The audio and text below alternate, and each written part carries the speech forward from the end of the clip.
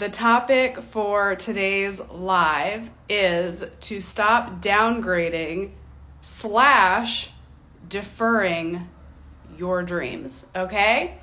So the thought came to me the other day about people who want to be stylists but work retail, which there's two sides to this, so stick with me, okay? So people who really dream and want to be a personal stylist for a living, owning their own business, taking their own clients, transforming their own clients, and they work retail, which isn't necessarily a bad thing unless you are convincing yourself that retail is the same thing as being a personal stylist. Because it's not. Because it's not. So it's funny, I had that thought a couple days ago. I have this, Evernote. I love Evernote for capturing my thoughts and organizing my thoughts. I would just lose my mind without the Evernote app. But I just have this running list of just Lauren thoughts that come to my head that I need to go live about or post about or talk to my students about. So I made this thought many days ago. And someone commented yesterday on a post that I had made about retail workers are also trained as stylists. And it's yeah, they are. But it usually means they have deferred or downgraded their dream because working retail is not the same thing. And if you're telling yourself that it is, you're just lying to yourself and you're not really actually going for what you want. Now, I'm not shitting on retail because I think retail is really important and it's a good stepping stone to getting into styling. And there's a lot that you can learn when you work retail. There's also people who just love working retail. And they're really great at working retail. And they own the fact that they work in retail. And that's their path and they crush it. And that's how they choose to make their living. There's a huge difference between that and someone who dreams of being a stylist and dreams of being an entrepreneur and tells themselves, oh, I'm a stylist for Intermix. No, you're not. You're a sales associate that they call a stylist, but you're not a stylist. You're not a stylist. So the point of this chat today is not to talk about retail. It's not to shit on retail. I'm just giving some context to the conversation. The real conversation is, why are you downgrading your dream? Why are you deferring your dream when the window of opportunity is here for you right now? What are you doing? So a lot of the students that I teach and coach, a lot of them have 9-to-5 jobs, and they don't want to have 9-to-5 jobs. They want to go all in on their businesses, whether it is being a stylist or some people that are in my LM world. They love to learn from me and they don't want to be stylists. They want to do something else in their career. They want to start another, entrepreneurial journey, but they want to learn from me. They're welcome, right? So someone in the chat says, I think the downgrade is money for security. They have to take a leap of faith. Yes. So, and that is what is happening here. So I have these people that are in my world that have invested in the course, or they've invested in the coaching, or they've invested in the mastermind. And even though they've taken those steps, they're still downgrading and deferring their dreams, right? They're still trying to balance my 9-to-5 and, my dream over here. But they exhaust themselves in their 9-to-5. They let their 9-to-5 suck all of the life and the energy out of them. And they keep lying to themselves, I'm calling y'all out right now because you know it's true, is you're lying to yourself by saying, I'm just going to have this money for security so I can eventually make that leap. But you never make the fucking leap. You keep making these little like micro steps, which micro steps are fine if they are consciously headed in a particular direction, right? So I've had this conversation multiple times with my coaching clients, and I'm like, put a date on this. What are you doing? You're wasting your energy all across the board, right? It's like you're wasting our energy here because we're fooling around and we're having the same conversations over and over and over and over again. And then you're wasting your energy at your job because it's soul sucking and you hate it here, and that sucks too. I don't think people really fully grasp what you're trading for money when you are deferring what you actually want to do. And it's not even about what you want to do, it's about what you were placed here to do. If you have this feeling so strongly inside of you that it's like, I want to start my own business, I want to be a stylist, I want to do X, Y, and Z, I've wanted to do this since I was 5 years old, it's all I can think about. Yet you're not doing it because you're waiting for the perfect moment. You're waiting to have enough money, put away enough money. But how much time has gone by? Interesting. You're telling me that you haven't figured out how to gather X little amount of money over the past 10 years that your soul has been sucked out of you in your 9-to-5? But you can still afford all your dinners out. You can still afford your little lattes and your little clothes and your shoes. You're deferring your dream. You're downgrading your dream. Your current reality of, I'm trying to balance my 9-to-5 and my dream job, my side hustle. That is what you made your fucking dream. Congratulations, you're living your dream. You set out to be in this loop of a painful, terrible juggling act. Apparently that's your dream because that's what you're putting out into the universe of like, this is the reality I desire to create. I desire to create a reality where I hate my life and it's never a 9-to-5, right? Because people who want to be entrepreneurs, people that have the entrepreneurial spirit placed inside of them, we don't do things half-ass, right? We do things whole ass plus some extra ass. But you're using that energy for your job, right? So you're putting out there like, I want to figure out how to juggle this. And you're going to continue that juggle, but the juggle is always going to lean towards what is making me money now, instead of shifting your thinking of like, what is possible for me? So when I think back to when I had a 9-to-5 job before I took the leap and, just went for it with the styling thing, I was making in my 9-to-5, I think my salary was like $72,000 a year, but I was also side hustling with like blogging and freelancing and blah, blah, blah, blah, blah. So like at the end of the day, I probably made very close to, if not like 6 figures, right? So I was so afraid to lose that security. And I was trying to juggle both things. And it just doesn't work. My 9-to-5 was a startup, and I go, whole ass. So I'm working the long hours, I'm socializing with the coworkers. I'm trying to stay up late to work on my blog and go to fashion week and do blah, blah, blah, blah, blah, blah, blah.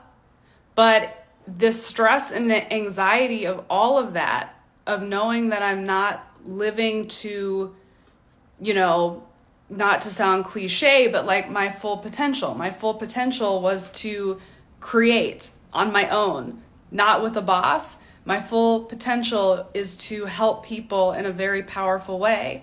I've known that since I was very, very little. So when you're going against that and you're trying to make everything work, you're trying to make room where there's no room, you're full and you keep eating, right? That stress takes a toll on you. And for me, it manifested in excessive partying, excessive alcohol consumption and drug use, where it's like I had to figure out how to make this work, and making it work only made it worse. And when I see my students trying to balance, this 9-to-5 life that they hate with this dream that they want, it takes a toll. They get sick, right? They're stressed. They're having breakdowns. They're, need to go to the hospital. They've got to take all this time off because they've just exhausted themselves. Is that worth whatever your little funky salary is at your job? To me, no. So, when as I was saying before, we'd be going on tangents up in these lives.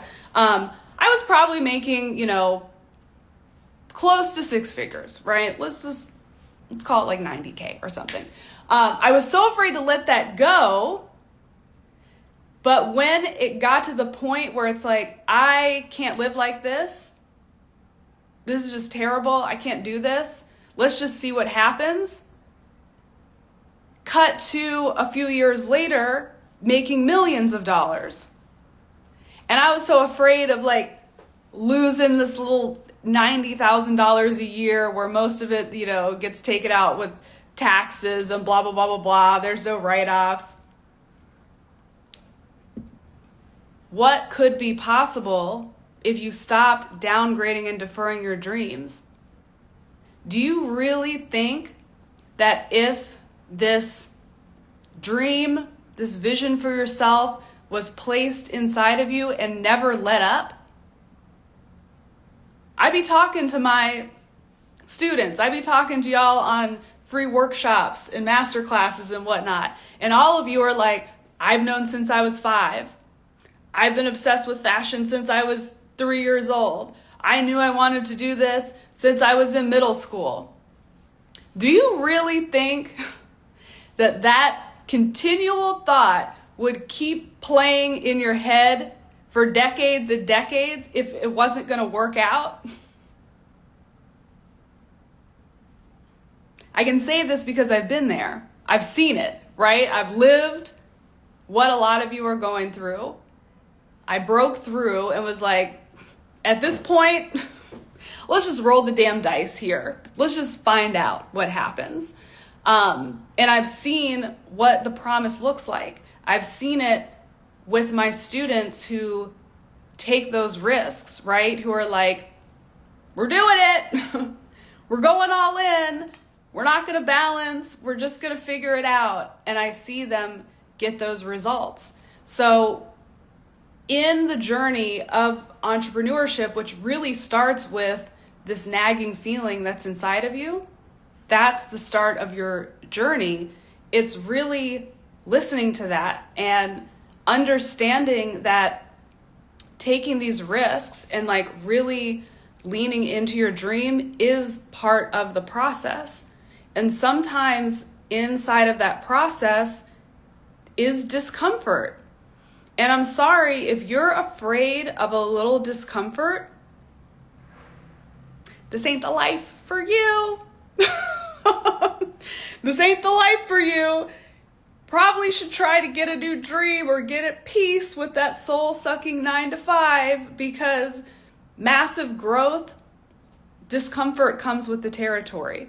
It doesn't mean that your story has to be pain, agony, Phoenix rising from the ashes. Like, we don't need to be that dramatic, but you have to be willing to make some uncomfortable moves to really go after your dream.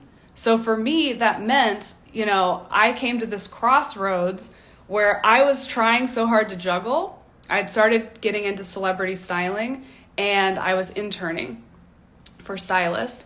So I would be in my 9 to 5, and then I would get a call like, hey, there's a music video. Can you come help us out? And I'd be like, okay, let me use a sick day. Let me say this, that I got to go do this. I got to go to the doctors, blah, blah, blah, blah, blah. I was trying this juggling act, which wasn't working. I would be on set until like 2, 3, 4 in the morning and then have to go to work. And my boss was like, so, where the hell have you been? Either you're going to come work here or you're going to leave this job and go after this thing you want to go after. And I tried to bargain with him, right? I'm like, can I work part-time here and like part-time, pursuing the styling thing? And he's like, no, like, you have to make a decision. Do you want to come here or stay here? Or do you want to go there and just fucking go for it? And in that moment, I was like, I want to go for it. It didn't make any sense. I didn't have any money because I was not good with money at all. No savings, no money. I remember driving home. I had the meeting. I'll never forget it. I had the meeting with my boss. I worked in an office in Santa Monica, and we met for lunch at this sushi restaurant, and we're eating sushi, and he's telling me, like, you got to make this decision. It was lunch or like early dinner, something like that. It must have been an early dinner because I remember driving home and it was dark, and I called my mom and I'm like, Mom, I left my job. I'm going to go be a stylist. And she was like, what? What? You did what? What about money? What about your apartment? What about your rent? What about your car? I was like, I don't know, I'll figure it out. And figure it out I did. And I had to have that period of discomfort. I lived off of unemployment. I didn't have enough money to pay for my apartment, so I moved out of my apartment and got a roommate and got a new apartment that I could afford, right? I had to assist and take, little odd writing jobs here and there, but it's like I just did what I had to do. And because I had this standard for myself of like, all right, Lauren may be eating ramen and peanut butter and jelly sandwiches right now because that's all I could afford, but that's not my standard of living. The standard of living is eating at that sushi restaurant. So it really didn't take me long to rise to the dream, rise to the occasion where it's like, all right, what are we doing? And space was allowed for me to start really observing when I was on these styling jobs of like, fuck, I don't even like this work. Imagine that, right? You leave your job, you take the leap, you leave, your little security blanket, which really is not secure at all at the end of the day. Not very long later, that business that I worked for, it doesn't even exist anymore. Everybody lost their job. At least I went out on my own terms, right? And did my own thing. What was I saying? I can't remember. But you rise. Oh, leaving space. Oh, and imagining you leave your job to go after. I wanted to be a celebrity stylist. I didn't know I wanted to be a personal stylist at that time. And I was like, I hate working with celebrities. I hate being on set all hella late, doing music videos and stuff. This fucking blows. But I was no turning back, right? I knew that particular move to get me out of where I was opening a door to where I was meant to go. And it allowed me to have space to be like, well, I like this aspect, but I don't like this. What would it look like if it were like this? And then I just start creating. And because I already have a standard for myself of like, Lauren wears nice clothes, Lauren wears nice shoes, she eats good food, she gets to go places, she don't live with a damn roommate, everything started to align, right? It's not the overnight success. And that's the thing. That's why you guys are downgrading and deferring, is because you don't want any lapse in the frequency. You want it to just be like this. I'm here and I just glide over here. It doesn't work that way. You have to be willing to go here, woo, woo, here, woo, woo, here, woo, here. It's a journey, right? It's a journey. But if you aren't willing to look in the mirror and say, I work retail. I'm not a stylist. I really want to be a stylist. I am not going to continue to lie to myself, because it's not even about what other people think. It's you lying to yourself. It's you putting in your Instagram bio like, oh, I'm a stylist. And you know full well you're not. You work at the mall. Again, there's nothing wrong with working at the mall, but if your dream's larger, then there's everything wrong with working at the mall. So the moment you stop lying to yourself and say, I want to be a stylist, I'm obviously not. I'm making pretend that the situation that I've put myself in, the safe situation, is just a safety net. It's not where I want to be. Then you get to challenge yourself of like, I'm going to work here until I put away this much money.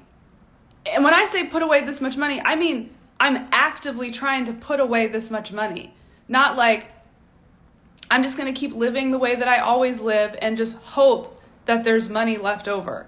No, you're going to say, I'm going to work retail for one more month. And I'm not going to use my employee discount and buy a bunch of clothes. I'm not going to go out for drinks. I'm not going to go on that girls trip.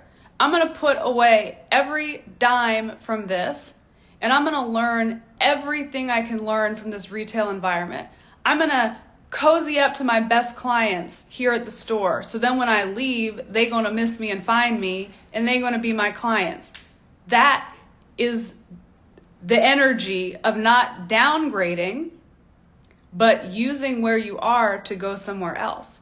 In the 9 to 5, you have to make the decision, I will not see the calendar turn to 2023 and me still be in this motherfucker.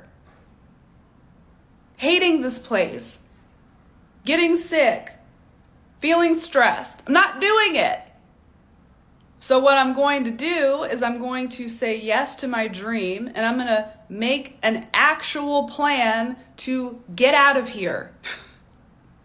Right? Like, I would never tell anybody, go march into your office and quit your job. Like, I would never tell you that. That's not responsible. But what I will tell you is staying at that bitch, that ain't going to work neither. So you need to use your brain.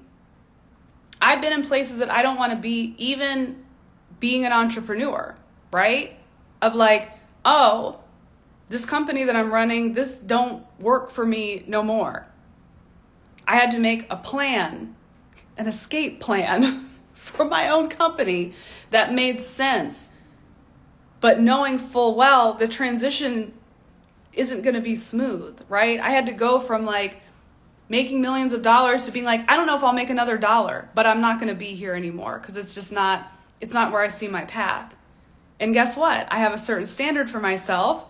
I had like a couple months and then whoop, better than it was over there. Boom, right? Stop downgrading your shit. Your dream is like a little ghost, a little evil spirit, and it's just going to keep following you, right? You could move, you could do whatever. It's just going to be like, here I am. It's not going anywhere. So what are you going to do about it? Are you going to be one of those people that wakes up and you're 85 years old and you're like, I wanted to be a stylist when I was young. Never did it. Dummy.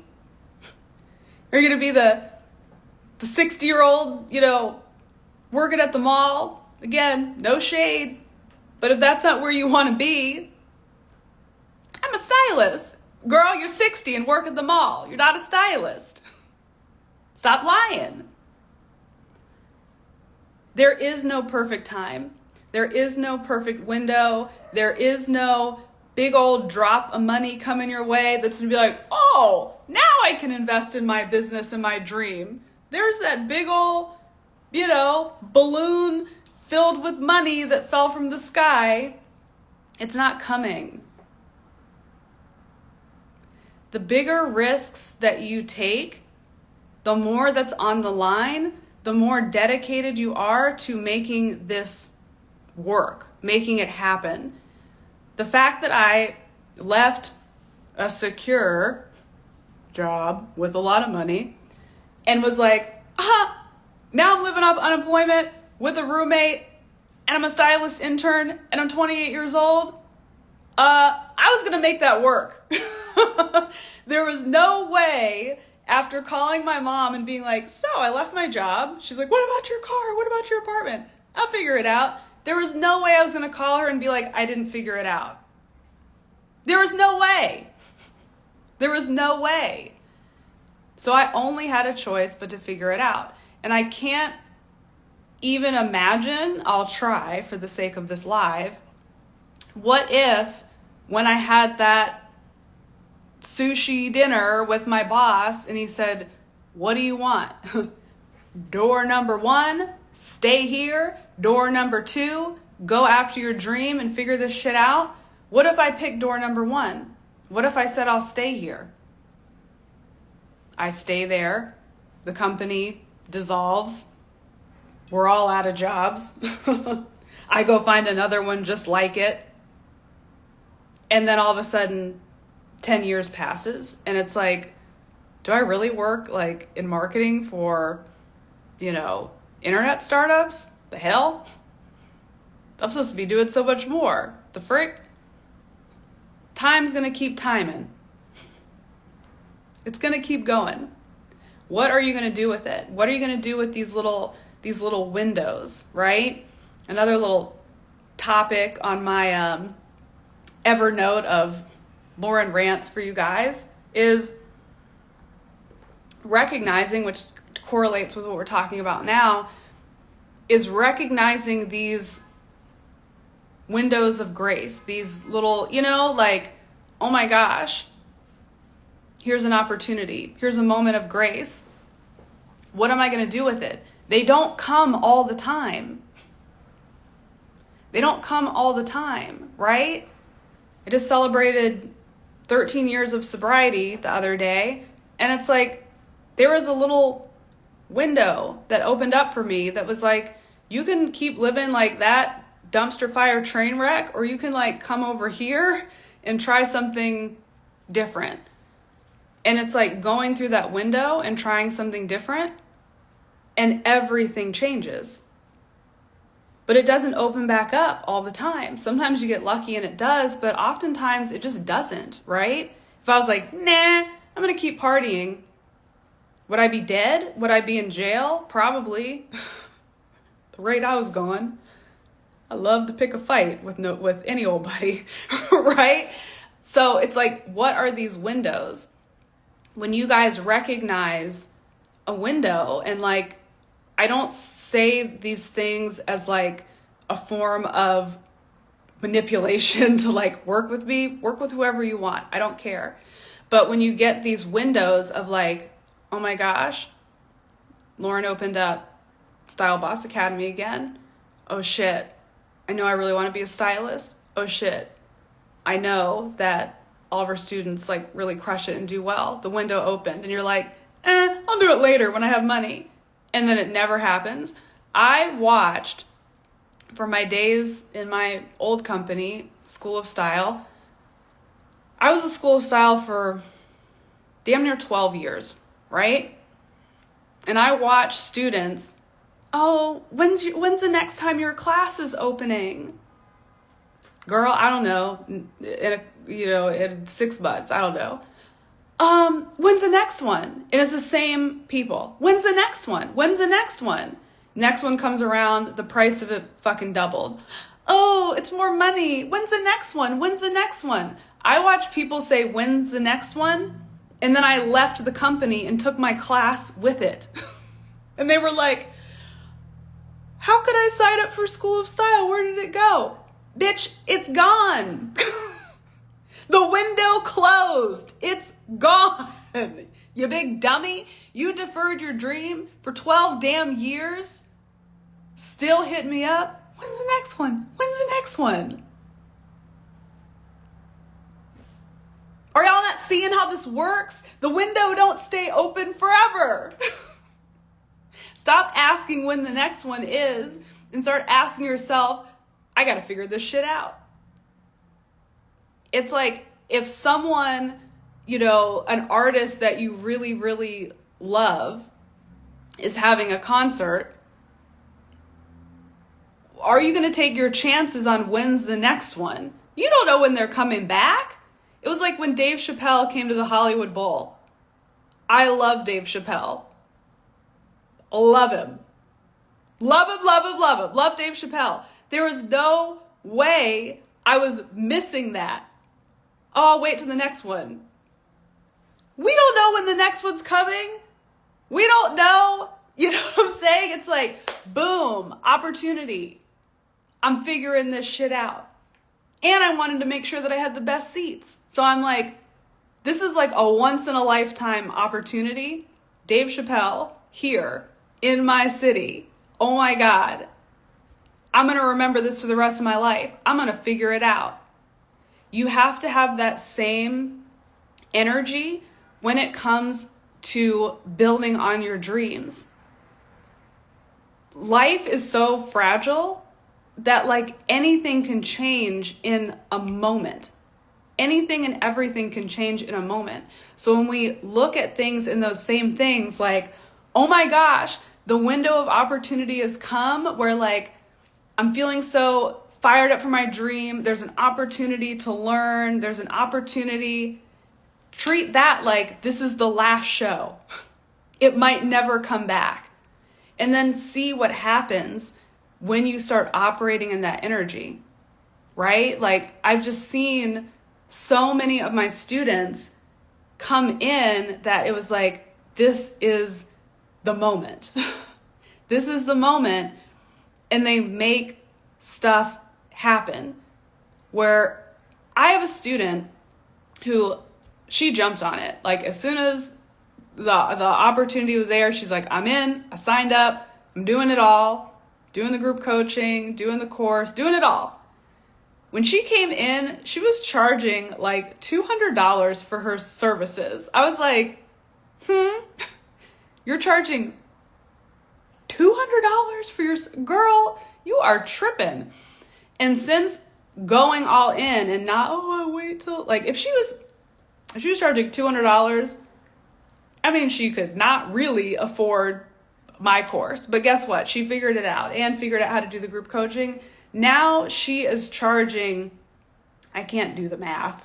I'm not good at 8 times, 10 times, whatever. She's charging thousands, not $1,000, thousands per service compared to $200 a service. And she is consistently booked.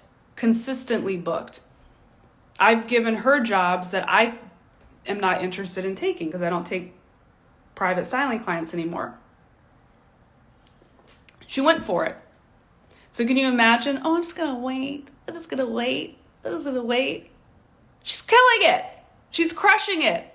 The window was there, and the window is available for each and every one of you as well. You just have to be willing to go through it and understand that you'll figure it out. If you look at the most successful people in the world, right? I'm talking like the Oprahs, the Steve Jobs, right? People like that. were they like, oh, I just did everything, so it was just a smooth transition to the top? Hell no. Big risks, big rewards, big setbacks, big gains. Why are you any different? Why are you doing any different? Have you seen any people who make like big, impressive moves, who have big, impressive businesses and big, impressive results, be like, oh, I just kind of pitter-pattered towards it? We don't pitter-patter in the LM world. We don't pitter-patter. We charge through like a damn bull. We figure this shit out. So your homework from this live is look in the mirror with your dreams right next to you. You and your dreams link up and look in the mirror and get real honest with yourself. Are you full of bullshit, right? Are you faking it? Everyone talks about fake it till you make it. Are you faking it to yourself? I'm a stylist. No, you're not. You don't have any clients. I'm a stylist. No, you're not. You had one client 2 years ago. I'm a stylist. No, you're not. You work at the mall. You're not living your dream. Let's get honest. You and your real dream, look in the mirror and get honest of like, yeah, we're not doing this. And then ask yourself, am I making the moves now to make this a reality? Or am I deferring my dream with more lies? The timing's not right. Look, one of my very close friends, this is coming up in my notifications right now, who was like, I need a stylist, and I know you're not going to come out of retirement to style me. I was like, I am not. You're one of my closest friends, but I am not. But I said, I will get you one of my best students that I think would be in alignment with you, and I trust her. And she just messaged me, oh my God, I just hired your student. She's like, I'm so excited, leveling up. Yes. So I just personally placed one of my students with one of my very, very, very successful entrepreneur friends. And that same student, I've hooked her up with multiple other jobs as well. Like, imagine, I'm just going to wait. You're deferring. Get honest with that too. You guys are going to look back, and I know that it probably sounds like, oh, Lauren, you're so out of touch. You're so out of touch. What are you talking about? Whatever. Listen, I've been in your shoes, so you can think I'm out of touch. That's your prerogative. But you're going to look back in a very short period of time and been like, I was tripping over that. I was tripping over spending $2,500, $6,000, $10,000, whatever. You're going to look back and be like, I let that stand in my way. Even with SBA, which will be opening back up in October. I have to get the exact dates situated, but it will be opening back up sometime in October, probably closer to the end of October. You can pay in full, and there's even a damn payment plan. So it's like, are you literally letting this much money stand in your way when you're going to look back from when you're making like money beyond your wildest dreams to be like, oh my God, just from being a star student and Lauren hooking me up with clients, I've already earned back, my investment 4 times over within like a couple of months. So don't look back and be like, damn, that was really stupid. I remember the first investment I made in my business. It was only a couple $100, but at the time it felt like it may as well have been $1 million. But now looking back, I'm like, oh my God, thank God I figured out a way to like scrounge together the couple $100. A year later, past that, my next big investment was a $5,000 coach. And it was 1 day of coaching, just 1 day. 8 hours, 1 hour of that was lunch, of coaching, $5,000. And it really felt like millions and millions and millions. But I look back now and I'm like, I was tripping over $5,000. Are you kidding me? And it continues to level up. You join a $10,000 thing and it's like, oh my God. And then it's not but too long because you're making these big leaps. When you make big leaps, you get bigger results of like, wow, I used to think making $72,000 a year at a job was like, look at me, oh shit, to being like, no, I want to make, millions each month, not even millions a year. I want to make it each month. Like, you start leaping to different stratospheres when you start taking these risks. And then you look back and be like, oh my God, I was tripping over that.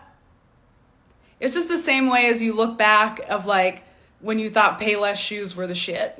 It's like, or when you were, I remember being in college and like shopping at Steve Madden was like some luxury shit.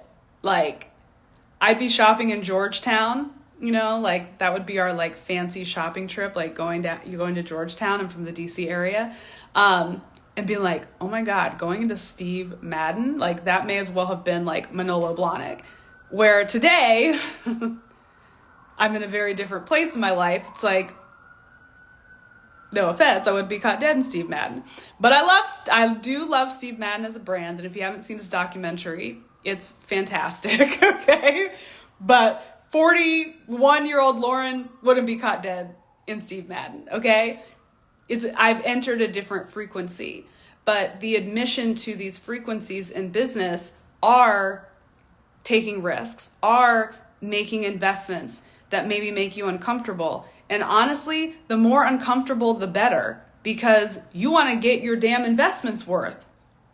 I promise you, my students who made the investments are like, I'm not letting a penny of this go to waste. I'm doing every module. I'm asking every question. I'm attending every live. I see style bosses here watching this live right now. They don't miss a single one because they're like, I could get a gem. And they're already paying for my gems, right? It's like, this is the thing. When it comes to whatever your big dream is, you do whatever it takes to actualize that dream. Full stop. You do whatever it takes to actualize that. And you don't actualize by deferring. You don't actualize by downgrading. Really, like, I only try to make my dreams bigger, not make them smaller, ever. Sometimes I'll be like, oh my God, that's too small. And I'll see someone else doing something that I'm like, that's possible. Time to make the dream bigger.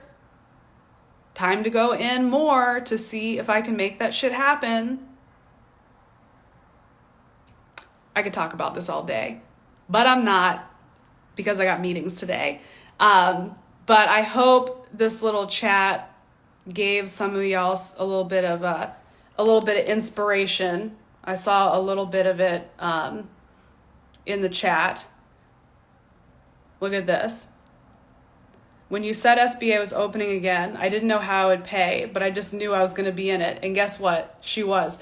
So that person, I remember, I had opened up the cart, like all like the technology of like cool people can sign up in the morning, the day that SBA was opening, but I hadn't announced it yet. I was going to, announce it on the workshop and through emails.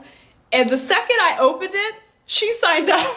I was like, yo, I have like a special gift for people that sign up. So like, I'm going to unsign you up and you can sign up, when it's really open. But she was like on it. And that's what I'm talking about, right? That get after it energy. That is the style boss energy. I don't want people with one toe in. I want the full jump, because that's how you get those full on results. All right, gotta go. Hope this was helpful. I'll see you guys next time.